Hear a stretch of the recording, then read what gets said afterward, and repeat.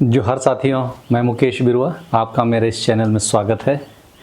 10 अगस्त 2026 एक चिट्ठी अमित शाह और प्रियंक खड़गे की मेज़ पर पहुंचती है। लिखने वाला कोई बाहरी आलोचक नहीं बल्कि वो शख्स है जो कभी खुद आरएसएस का पूर्णकालिक प्रचारक रहा। मांग आरएसएस और विश्व हिंदू परिषद और बजरंग दल को आतंकवादी संगठन घोषित किया जाए। यह दावा नया नहीं है, यह 4 साल पुरानी कहानी का नया अध्याय है जिसका रिश्ता नांदेड़, अजमेर और मालेगांव की उन अदालतों से है जिन्होंने बरसों की सुनवाई के बाद अपने फैसले सुनाए हैं। आज हम इस पूरे मामले को टुकड़ों में नहीं बल्कि अदालती रिकॉर्ड के साथ समझेंगे। कौन बरी हुआ, कौन दोषी पाया गया और कौन सी बात अभी सिर्फ आरोप है। यशवंत शिंदे कौन है? यशवंत सहदेव शिंदे बेंगलुरु से जुड़े 1990 से आरएसएस के पूर्णकालिक कार्यकर्ता रहे। उनका दावा है कि उन्हें बम बनाने और प्रशिक्षण देने वाली टीम में शामिल होने को कहा गया, जिसके बाद उन्होंने संगठन छोड़ दिया। यह आरोप है और इन्होंने अपने शपथ पत्र में 2022 में दिया है कि अगस्त 2022 में शिंदे ने नांदेड़ की एक विशेष सीबीआई अदालत में हलफनामा दाखिल किया। उसमें दावा किया कि 2003 में विश्व हिंदू परिषद के मौजूदा महासचिव मिलिंद पांडे की निगरानी में करीब 20 लोगों के साथ उन्हें बम बनाने का प्रशिक्षण दिया गया था। उन्होंने यह भी दावा किया कि आरएसएस प्रमुख मोहन भागवत और नेता इंद्रेश कुमार की भूमिका की भी जांच होनी चाहिए। इसमें महत्वपूर्ण बात यह है कि शिंदे को गवाह बनाने की उनकी अर्जी शुरू में जज AR धमोचा के सामने विचाराधीन थी, लेकिन अगली सुनवाई से पहले जज का तबादला हो गया। समझ रहे हैं आप? लेकिन नए जज ने उनकी अर्जी खारिज कर दी। यह एक प्रक्रियात्मक तथ्य है। इसका मतलब यह नहीं कि उनके दावे झूठे साबित हुए और न ही यह साबित करता है कि वे सच हैं। अर्जी स्वीकार नहीं हुई, लेकिन इस बीच जज का ट्रांसफ़र हो जाता है। पिछले 4 वर्षों में न आरएसएस और न ही विश्व हिंदू परिषद ने शिंदे के आरोपों का सार्वजनिक जवाब दिया है। यह चुप्पी खुद एक तथ्य है। दावे का प्रमाण तो नहीं, लेकिन तथ्य तो है ही।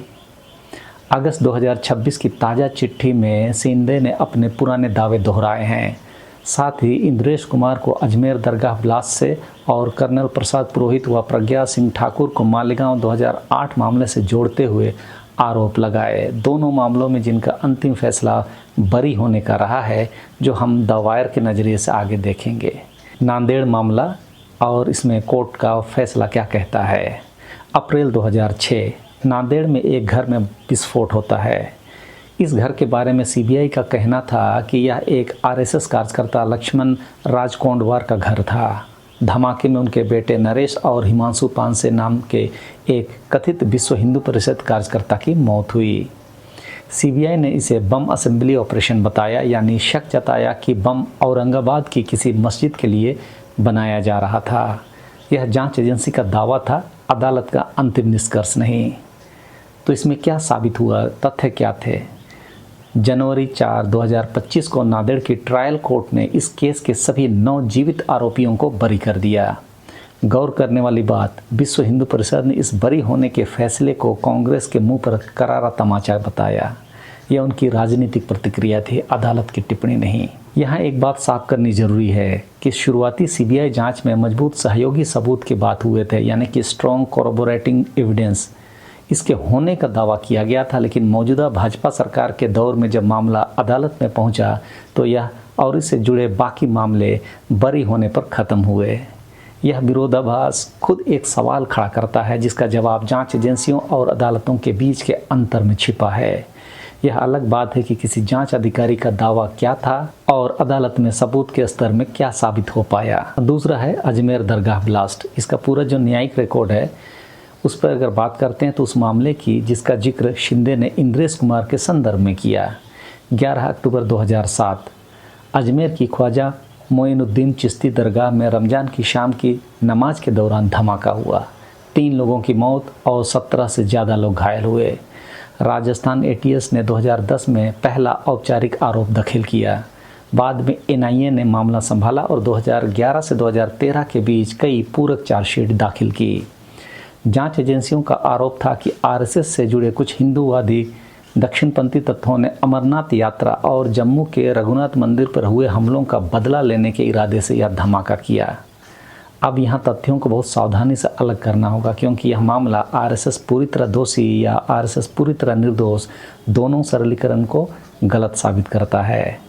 इसमें जो साबित तथ्य है उसमें यह है कि कुछ सजाएं हुई। मार्च 2017 में जयपुर की विशेष एनआईए अदालत ने देवेंद्र गुप्ता और भावेश भाई पटेल को दोषी करार देते हुए उम्र कैद की सज़ा सुनाई।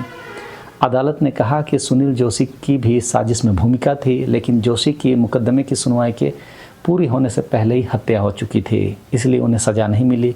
वे मामले से पहले ही निकल चुके थे। और वो तथ्य जिसमें कि कुछ लोगों को बरी किया गया, उसी फैसले में अदालत ने 7 अन्य आरोपियों को बरी कर दिया, जिसमें स्वामी असीमानंद जो आरएसएस से जुड़े थे वे भी शामिल थे। बाकी बरे हुए नामों में से लोकेश शर्मा, चंद्रशेखर लेवे, मुकेश बसानी, हर्षद उर्फ मुन्ना उर्फ राज, मफत उर्फ मेहुल, भरत मोहनलाल रतेश्वर। तो अभी कुछ मामले लंबित भी हैं, जैसे दरगाह के खादिम सैयद सरवर चिश्ती ने बरी होने के खिलाफ अपील की, जो राजस्थान हाईकोर्ट ने समय सीमा के आधार पर खारिज कर दी थी।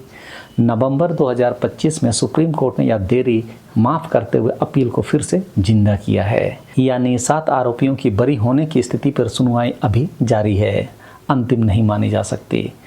निष्कर्ष जो अदालती रिकॉर्ड से निकलता है, अजमेर मामला यह दिखाता है कि सब बरी हो गए कहना भी गलत है। 2 लोगों को उम्र कैद हुई, 7 बरी हुए, एक मुख्य नामजद व्यक्ति मुकदमे से पहले ही मारा गया और बरी होने का मामला अब भी सुप्रीम कोर्ट में जीवित है। तीसरा मामला है मालेगांव का 2008 का। इसका फैसला जुलाई 2025 में आया। 29 सितंबर 2008 को मालेगांव में एक मस्जिद के पास मोटरसाइकिल पर बंधा बम फटता है। 6 लोगों की मौत होती है, 100 से ज़्यादा घायल होते हैं। रमज़ान और नवरात्रि दोनों के आसपास का समय था। मामला पहले महाराष्ट्र एटीएस के पास था, फिर 2011 में एनआईए ने लिया। आरोपियों में लेफ्टिनेंट कर्नल प्रसाद पुरोहित, तत्कालीन भाजपा सांसद प्रज्ञा सिंह ठाकुर और 5 अन्य शामिल थे। इन पर यूएपीए और आईपीसी के तहत मुकदमा चला। अब इसमें क्या फैसला हुआ या तथ्य क्या साबित हुआ? 31 जुलाई 2025 को मुंबई की विशेष एनआईए अदालत ने सभी 7 आरोपियों को बरी कर दिया। विशेष न्यायाधीश A.K. लोहाटी ने कहा कि अभियोजन पक्ष यह साबित नहीं कर सका कि बम मोटरसाइकिल पर लाया गया था और कर्नल पुरोहित के बम बनाने या प्रज्ञा ठाकुर की बाइक के इस्तेमाल होने का कोई पुख्ता सबूत नहीं मिला। अदालत ने यह भी कहा कि यूएपीए की धाराएं इस मामले में लागू नहीं होती। अदालत ने महाराष्ट्र सरकार को मृतकों के परिवारों को 2 लाख रुपए और घायलों को 50,000 रुपये मुआवजे देने का निर्देश भी दिया। फैसले के बाद प्रज्ञा ठाकुर का बयान था कि भगवा की जीत हुई, हिंदुत्व की जीत हुई। यह उनकी राजनीतिक प्रतिक्रिया है, अदालत की भाषा नहीं। महाराष्ट्र के मुख्यमंत्री देवेंद्र फडणवीस ने कहा कि आतंकवाद कभी भगवा नहीं था, है नहीं और कभी नहीं होगा। तो जो मामले लंबित हैं, इन सब मामलों के कारण पीड़ित परिवारों ने जमीयत उलेमा महाराष्ट्र की कानूनी सहायता समिति के जरिए बॉम्बे हाईकोर्ट में इस बरी होने के फैसले को चुनौती दी है। बॉम्बे हाईकोर्ट ने एनआईए और महाराष्ट्र सरकार को नोटिस जारी किया है, यानी यह मामला भी कानूनी तौर पर अभी पूरी तरह बंद नहीं हुआ है। अब इसकी बड़ी तस्वीर को देखते हैं। संस्थागत जवाबदेही का सवाल अब तीनों मामलों को एक साथ रखकर देखते हैं। नांदेड़, उसमें बरी होते हैं सभी। अजमेर मिश्रित है, 2 को उम्र कैद, बाकी को बरी और अपील जिंदा है। मालेगांव सभी को बरी किया जाता है, लेकिन अपील दायर है, यानी कि मामला जिंदा है।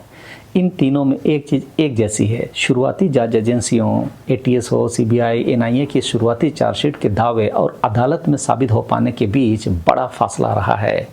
यह फासला किस वजह से है? कमज़ोर अभियोजन, राजनीतिक दबाव या वाकई अपर्याप्त सबूत? यह एक खुला सवाल है जिसका जवाब कोई एक वीडियो नहीं दे सकता, और जो भी दावा करे उसे सबूत देना होगा।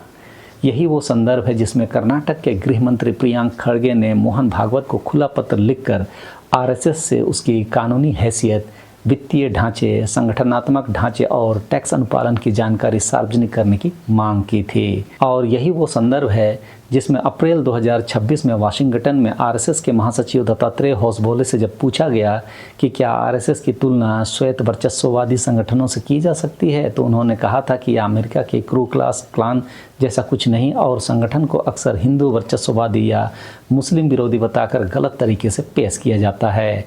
यहाँ आदिवासी नज़रिए से एक ज़रूरी सवाल जुड़ता है। जिस तरह हमने मुंबई पोर्ट अथॉरिटी फैसले में देखा कि NCSC की सिफारिशें सिर्फ सलाहकारी मानी गई, यानी संवैधानिक निकाय होकर भी बाध्यकारी जवाबदेही नहीं, उसी तरह यहाँ भी सवाल है जब कोई सांस्कृतिक राजनीतिक संगठन, चाहे वो कितना भी बड़ा या प्रभावशाली हो, उस पर बार बार गंभीर आरोप लगे तो जवाबदेही किस संस्था की बनती है।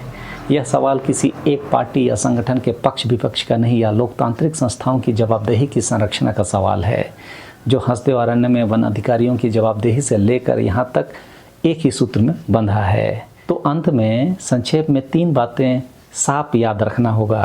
पहला तो यह कि यशवंत सिंधे के दावे अभी भी कानूनी तौर पर आरोप की श्रेणी में हैं, अदालत में साबित तथ्य की श्रेणी में नहीं। उन्हें गंभीरता से लेने का मतलब है उनकी जांच की मांग करना, उन्हें बिना जांच सच मान लेना नहीं। दूसरा है कि नांदेड़ और मालेगांव 2008 में अंतिम फैसला बरी होने का रहा और मालेगांव में यह अपील में है। अजमेर में मिश्रित फैसला रहा, 2 को उम्र कैद और 7 बरी। अपील अब भी सुप्रीम कोर्ट में जीवित। और तीसरी बात, जांच एजेंसियों के शुरुआती दावों और अदालती फैसलों के बीच का यह फासला खुद एक बड़ा सवाल है, जिसका सीधा संबंध भारत में संस्थागत जवाबदेही की उसी बहस से है जो हम पेशा, वन अधिकार कानून और NCST की शक्तियों पर लगातार करते आए हैं। आपकी राय कमेंट में ज़रूर बताइए। क्या न्यायिक जवाबदेही और जांच एजेंसियों की जवाबदेही दोनों अलग अलग देखा जाना चाहिए? चैनल को सब्सक्राइब करें, बेल आइकन दबाएं, ताकि इन मुद्दों पर आने वाला हर विश्लेषण आप तक पहले पहुँचे। सबको धन्यवाद। जोहार।